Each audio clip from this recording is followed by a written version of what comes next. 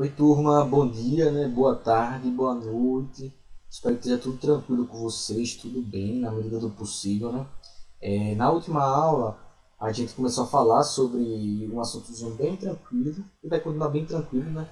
Esse assuntozinho da quarta unidade, que é o assunto que vamos falar um pouco sobre o universo, sobre o sistema solar, né? Então, na última aula, a gente falou sobre o sistema solar, falando do Sol, falamos dos planetas, né, os errantes, né, aqueles corpos que orbitam uma estrela, né, orbitam o Sol, que sua órbita, né, que esse caminho elíptico, em forma de elipse, né, aquele formato de ovo, como já tinha falado lá atrás, quando eu falei lá da lei da gravitação universal, né, lá que o Kepler ele descobriu que as órbitas do planeta não eram circulares, mas elípticas.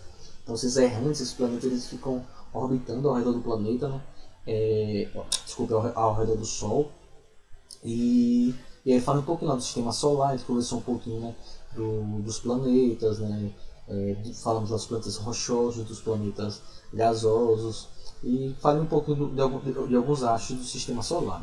Na aula de hoje, a gente vai falar sobre, bem superficialmente, né? Mas não simploriamente, sobre o surgimento do sistema solar e sobre alguns astros menores, né? Que não seja nem o Sol, que é uma estrela, né? A gente vai guardar para a última aula, só para falar das estrelas, né? Do nascimento, do desenvolvimento e da morte das estrelas. Então vamos falar de alguns astros menores, né? Na aula de hoje, né? Então vamos começar falando um pouquinho sobre o surgimento do sistema solar, né? A formação do sistema solar ela explica bastante porque os planetas são divididos entre rochosos e gasosos, né? Assim como ele explica os seus movimentos de translação em torno da nossa estrela, que é o Sol, né? Então a gente estima que o processo de formação do sistema solar ele se iniciou mais ou menos há 5 bilhões, não são milhões, 5 bilhões de anos atrás, né? A hipótese mais aceita da formação do sistema solar é aquela que muito provavelmente, já começando lá em A, lá em cima, a gente tem uma nebulosa de gás, né? Ou seja, uma nebulosa solar, né? Então a gente tem uma nebulosa de gás, né? Que é como se fosse uma nebulosa, como se fosse uma nuvem com vários gases diferentes no espaço e muita poeira, né? Sólidos particulares, e essa nebulosa ela está em processo de rotação, ou seja, os gases e as rochas eles estavam circulando, né? Essa poeira estelar, né? Essa poeira espacial circulando, e sob a ação da força da gravidade, né? Lembrar que a força gravitacional que viu lá na lei da gravitação, né? Então os corpos se atraem mutuamente, né? E dependendo de suas massas vai ter maior ou menor a ação da gravidade. Então esses gases e essa poeira girando e sob a ação da força da gravidade, as partículas elas começam a se aglomerar, né? Então a gente tinha esses gases e essa poeira girando e elas começaram a se aglomerar, ou seja, as partículas menores foram atraindo, formando aglomerados, né, que foram atraindo outras partículas e que a grande parte desse material que era essa nebulosa original, a grande parte desse material ele se concentrou no centro.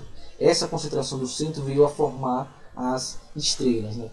A estrela, que no caso a nossa estrela é o Sol. Então essa maior parte formou o Sol, que é uma estrela, né, que se forma a partir do processo de fusão nuclear, ou seja, esses elementos químicos eles fundindo, os átomos iam fundindo seus núcleos e iam liberando uma quantidade enorme de energia, né? Então, ao redor do Sol, a matéria que estava em altíssima temperatura, né, foi se aglomerando aos poucos, né? Então, essa massa restante de gases e poeiras, elas foi se aglomerando em torno desses 8 corpos principais, né? Então, o que sobrou, que não formou o Sol, eles foram aos poucos se aglomerando em altíssima temperatura, né? Então, conforme esses materiais eles iam se resfriando, se iniciava a formação dos planetas, né? Também dos demais astros, mas principalmente desses 8 corpos principais, que seriam os planetas, né?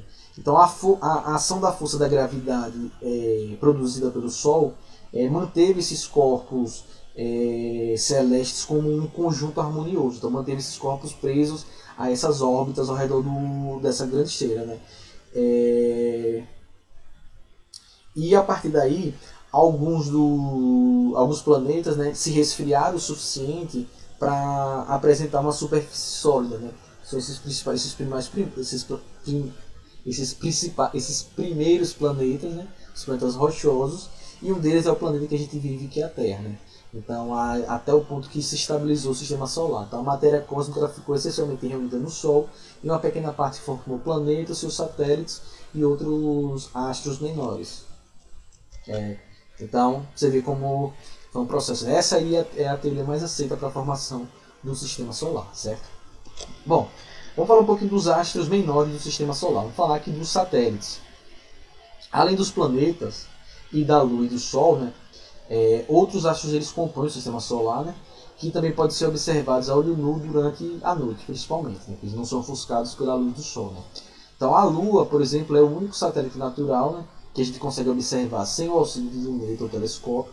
Então a Lua é o satélite natural da Terra.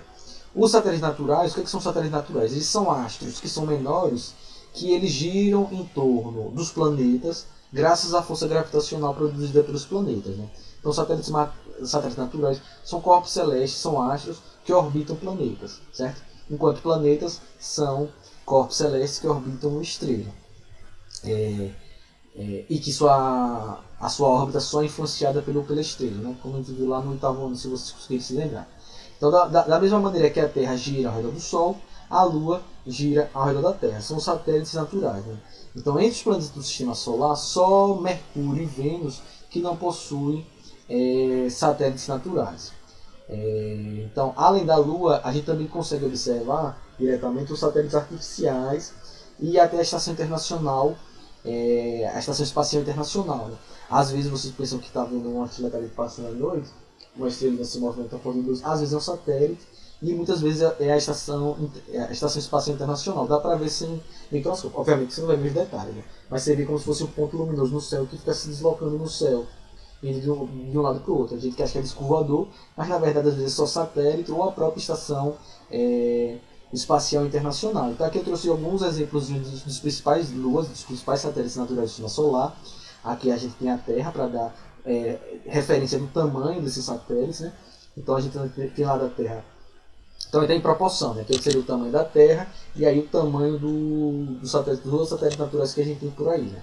Então a gente tem a Lua, certo? A Marte tem dois satélites naturais, que é Phobos e Deimos. Júpiter tem aí alguns, né? Io, Europa, Ganymedes e Callisto, né? São satélites que são grandes. Olha aqui a proporção da Terra, são grandes. E aqui só são exemplos, né? Tem planetas que tem muito mais satélites, 60 e tantos satélites, né? Júpiter, Saturno tem muitos satélites que tem aí, só estão alguns exemplos. Então Saturno tem aí vários, Minas, Tétis, Dione, Rhea, Titã, que era o planeta que fala que é o planeta, mas na verdade é o lugar onde Thanos vivia, né? Titã e outras, né? Urano também tem mais alguns satélites, Ariel, Umbriel, Titânia, Oberon, Miranda. Netuno também tem lá Proteu, Tritão, Nereida. E Plutão tem lá Caronte também. Obviamente que Plutão não é um planeta, né? Mas ele está aí também classificadozinho certinho aí. Então a gente veja que tem vários satélites naturais, inclusive dos planetas gasosos, os satélites, por exemplo, Júpiter, você não tem como descobrir nada até Júpiter, e a Terra está em Júpiter porque Júpiter é um planeta gasoso, ele não tem uma superfície sólida, ele é formado por gás. Mas você pode ir, né, nos seus satélites, Europa, Titã. Europa mesmo é um satélite que é muito estudado pela NASA, porque provavelmente tem presença de água, e seria assim, algo a ser colonizado no futuro bem distante. Certo? Outro corpo celeste que tem são os cometas, né? Então, além dos planetas, existem outros astros que são observáveis, que orbitam o Sol, né? Entre eles a gente tem os cometas, né? Eles são conhecidos por terem a cauda, né? Eles são sempre representados por essa cauda que a gente consegue ver aí. E eles são astros que são basicamente formados por rocha, né? Gelo e poeira, às vezes alguns metais também, e tem dimensões variadas. Tem cometas maiores e cometas menores, né? Então seu percurso em torno do Sol são muito diferentes dos realizados pelos planetas, né? Por isso que eles não podem ser considerados planetas, porque eles não têm a massa de um planeta, mas eles orbitam uma estrela, mas eles têm as órbitas deles são bem diferentes dos planetas, né? como vocês podem ver aqui na imagem, ou seja, eles conseguem se deslocar, ou seja, tem cometas que se deslocam desde bem próximo ao Sol, como vocês podem ver, até praticamente os limites do sistema solar, porque como eles são corpos menores, né, eles conseguem funcionar assim, eles funcionam como se fossem estilingue. Quando passa perto do Sol, acelera, é lançado, depois volta. Quando eles voltam, eles vêm e voltam acelerando. Quanto mais eles se aproximam do Sol, eles aceleram, depois friam e são lançados novamente. Né? Então, os cometas eles se caracterizam por ter seu núcleo, que é essa parte sólida rochosa, e a sua cauda, que é a liberação de poeira. Essa cauda ela só se forma, como vocês podem observar na imagem, as caudas do cometa elas só se formam quando os cometas se aproximam do Sol.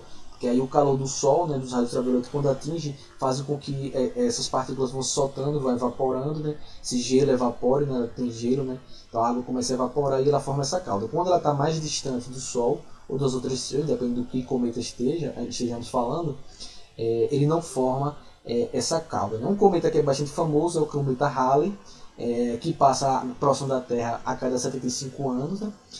A última aparição dele foi em 1986, coincidentemente o ano que eu nasci. Nem onde você nem nascido, né? Eu nasci em 86. Mas então, se vocês fizerem as continhas aí, o cometa Halley vai passar novamente em 2061. Eu provavelmente não sei se estarei mais aqui em 2061. Vocês estarão bem velhinhos, né? Não bem velhinhos, né? Vocês nasceram o quê? 2000 e pouquinho, né? 2002? Não, antes, né? 2005, né? 2004? Vocês têm 16 anos por aí nessa faixa, né? Então vocês vão estar com 50 e tantos anos, né? Eu já estaria com... Em 2061, eu estaria com 71... 75. Talvez até eu esteja vivo para ver o cometa Halley novamente. Vocês com certeza estarão, certo? Então esses são os cometas. Temos os famosos planetas anões, né? Então além dos cometas, o sistema solar também se repleta, tem outros astros menores, né? E menores que os planetas, inclusive, né? Orbitando o Sol. Né? A gente tem os asteroides, né? A gente tem dois cinturões de asteroides. Tem o cinturão de asteroide que fica depois de Marte, tem um cinturão de asteroides, né? Que são corpos rochosos menores, né? Menores que cometas, por exemplo. E a gente também tem um outro cinturão de asteroides, que é o cinturão de Kuiper, ou Kuiper, que fica nos limites do sistema solar. Certo? E temos aí os famosos planetas anões. Né? Os asteroides eles são rochas mais irregulares, né? que são bem menores que os planetas anões. Então, como eu falei, a maioria dos asteroides eles orbitam entre Marte e Júpiter, né? Que é o famoso cinturão de asteroides. Mas também tem outros asteroides que eles estão circulando, né, pelo sistema solar em órbitas que são semelhantes aos cometas, mas eles são bem menores que os cometas. Né? No cinturão de asteroides existe um planeta anão que a gente chama de Ceres, que vocês podem ver aí. Mas o que caracteriza Ceres, Eris, Plutão, Haumea e Makemake, ou Makemake, acho que deve ser Makemake, né? Como planetas anões. Né? Para ser considerado um planeta, primeiro, esse corpo errante ele precisa ser esférico. Né? Vocês podem ver que tem alguns, por exemplo, Haumea aí não é esférico, né? E ser o astro com maior massa de sua órbita. Ou seja, na sua órbita, ele tem que ser o maior astro. Ou seja, no caminho que ele faz a Terra, o caminho que a Terra faz ao redor do Sol, o maior astro é a Terra. No caso, tem a Terra e a Lua. Né? A Lua é bem menor que a Terra. Né? Então, a Terra é considerada um planeta por isso.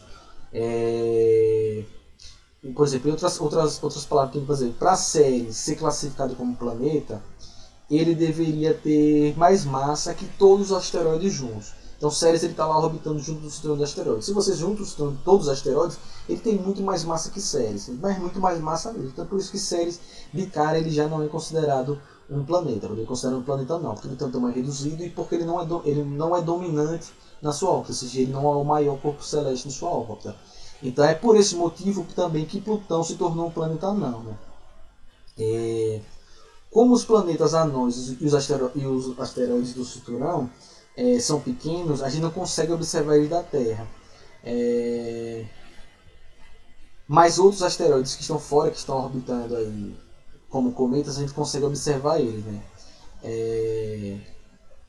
Então, como tem riscos também desses asteroides aqui na Terra, eles estão sempre sendo monitorados a partir de sondas e por aí vai, né?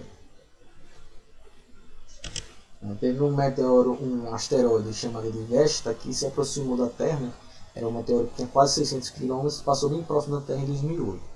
Então, os planetas anões, além de eles serem realmente pequenos, não serem os corpos dominantes nas suas órbitas, para ser considerado também, para ser considerado um planeta, a órbita do planeta é só influenciada pela estrela, ou seja, não tem um outro corpo celeste que influencia a órbita, ou seja, o caminho desse planeta. E aí Plutão, ele é caracterizado também como planeta anão, porque parte a força gravitacional de Netuno, que é um planeta que vem antes de Plutão, Netuno ele influencia bastante na órbita de Plutão, ou seja, a órbita de Plutão, além de ser influenciada, né, o caminho que Plutão faz, a órbita do Sol, além de ser influenciada pelo próprio Sol, também é influenciada por Netuno.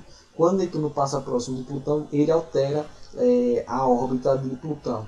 Então é por isso que Plutão também é considerado um planeta anão. Se você pegar ali o Mercúrio, o planeta Mercúrio, né, que é um dos menores planetas que tem, veja que mesmo assim ele é muito maior do que todos esses planetas aí. Ele é quase que maior se juntar todos eles para dar um Plutão, ou para dar um Mercúrio.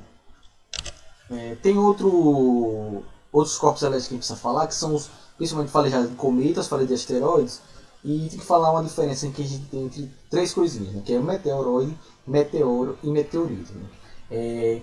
Os meteoroides e meteoritos, eles são astros ainda menores que os asteroides. Então tem os cometas, tem os asteroides, que geralmente são menores que os cometas, e a gente ainda tem esses três vizinhos aí. Né? Os meteoroides são fragmentos de rochas, ou metais, né, geralmente de ferro ou níquel, que se formam a partir de cometas e asteroides. Então, às vezes, se fragmenta do asteroide ou cometa e forma um meteoroide. Então, por eles serem bastante pequenos, os meteoroides eles não trazem muita preocupação quando eles vêm em direção à Terra. Ou seja, eles são pequenos demais para causar qualquer dano mais severo à Terra. Né? A não ser que caia na cabeça de uma pessoa, ou na casa de uma pessoa. Né? E na maioria dos casos, os meteoroides eles se desintegram quando eles entram na atmosfera. Então, quando eles entram na atmosfera, eles queimam e se desfazem completamente, né? Quando eles atingem a superfície da Terra. E aí forma aqueles fenômenos que a gente chama de estrela cadente. Né? Então, quando o meteoroide ele chega, quando ele está viajando no espaço, esse fragmento de rocha a gente chama de meteoroide. Quando ele atinge a atmosfera do planeta e ele queima completamente, se desfaz, formando o que a gente chama de estrela cadente, a gente chama de meteoro. Mas quando esse meteoroide ele vem do espaço, parte dele queima na atmosfera e essa rocha ainda atinge a superfície da Terra, aí a gente chama de meteorito. Então esses fragmentos pequenos de asteroides e cometas, eles vão receber três nomenclaturas diferentes. Quando eles estão vagando no espaço, são chamados de meteoroides. Quando eles entram na superfície do planeta e eles queimam completamente na atmosfera, formando a estrela cadente, a gente chama de meteoros. Quando ele atravessa a atmosfera e uma parte dessa rocha ainda cai na superfície do planeta, a gente chama de meteorito. Ou seja, são três coisas, são três nomenclaturas para momentos diferentes que se encontram esses fragmentos de asteroides e de cometas. Para a gente fechar aqui, vamos falar sobre mais um elementozinho que compõe essa imagem muito bonita aí, que compõe o universo, né, que são as galáxias. Né? Então todas as estrelas que a gente enxerga no céu, elas fazem parte da nossa galáxia. Né? Então todas as estrelas que a gente observa, elas estão dentro da nossa galáxia. Que nossa galáxia a gente chama de Via Láctea. Né? As galáxias elas são formadas por nuvens de gás, poeira e um grande número de estrelas. Né? Planetas que orbitam essas estrelas, cometas, asteroides e diversos outros corpos celestes que eles estão unidos pela ação também da força gravitacional. Né? Então são esses materiais que fazem a Via Láctea ter um aspecto que a gente chama de aspecto leitoso, né? Que deu origem ao nome. Que o pessoal na antiguidade observava o seu, principalmente no hemisfério norte, uma mancha branca no céu e chamava de caminho de leite. Na verdade eles estavam observando um outro lado da galáxia. Eles achavam que é uma outra galáxia, né? Mas depois se descobriu que era um outro lado da galáxia que está o Sistema Solar. Então o Sistema Solar é um sistema planetário que está dentro da galáxia, assim como milhares de outros sistemas planetários, certo? Então como a gente está na Via Láctea, a gente só consegue observar partes dela, a parte do nosso planeta, mesmo assim não consegue observar tudo. Então a gente pode comparar, por exemplo, a visão quando estamos dentro de um quarto, onde não é possível ver, né, inteiro, e a gente só consegue observar, olhando para uma direção, a gente só consegue ver algumas coisas. Né? Então a Via Láctea vista do nosso planeta, e as representações da galáxia são vistas como no espaço sideral, ou seja, como a gente observa ela no universo aí afora. Então a olho nu a gente observa aqui. Então uma galáxia, nosso sistema solar é formado por estrelas, planetas e outros corpos, e a galáxia é formada por poeira, várias estrelas, vários sistemas planetários diferentes, né? Dependendo da noite, a gente ainda consegue ver, né, parte que a gente chama do caminho de Magalhães no céu à noite, que é uma mancha branca com várias estrelas. Esse exemplo que eu trouxe aqui para vocês é as galáxias de Andrômeda, certo? Que são mais próximos, são o conjunto de uma galáxia, né, que é mais próximo do sistema solar, da Via Láctea, né? Então ela é formada por várias galáxias, de milhares e milhares e milhares e milhares de galáxias no espaço. Obviamente a gente não consegue observar por nu. Se vocês pesquisarem na internet, vocês vão encontrar uma série de imagens de galáxias que foram fotografadas pelo telescópio Hubble, né? Chega, os telescópios conseguem fotografar essas galáxias mais distantes. A gente não consegue ver.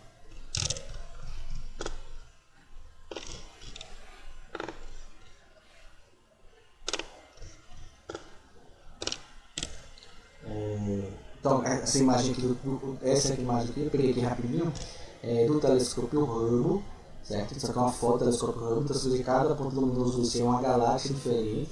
A galáxia da gente, a Via Láctea, ela parece muito com aquela que está ali no cantinho, branquinha, que ela é em formato de espiral, certo? Ela é bem compacta em formato de espiral. Mas veja aqui, só nessa foto aí quantas galáxias tem. Eu consegui contar aí ganhando 2 pontos. E me dizer, certo? Brincadeira aí. Beleza? Então aí um exemplozinho. Então, bem bonito, né? Então a gente fecha essa aula agora. Na próxima aula a gente vai falar um pouco sobre a importância dos astros, das galáxias para diversas culturas diferentes. E depois, na aula seguinte, a gente vai falar um pouco sobre a origem das estrelas e sua vida e seu fim, certo? E aí a gente termina o assunto do física do nono ano. Nosso assunto bem tranquilo, bem moleza, que a quarta unidade vai dar para tirar de letra, certo? Então fiquem bem, se cuidem e a gente se vê na próxima aula. Tchau!